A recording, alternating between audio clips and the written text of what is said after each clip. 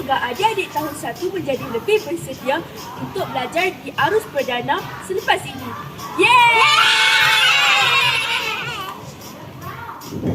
Sekian, saya Patricia Kaisara melaporkan untuk SKSNT, Your Informative Channel.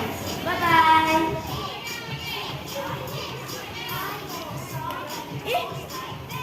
Ini tamatlah sebuah program khusus tahun 1 selama 4 minggu. Okeylah, bye-bye. Saya nak sambung.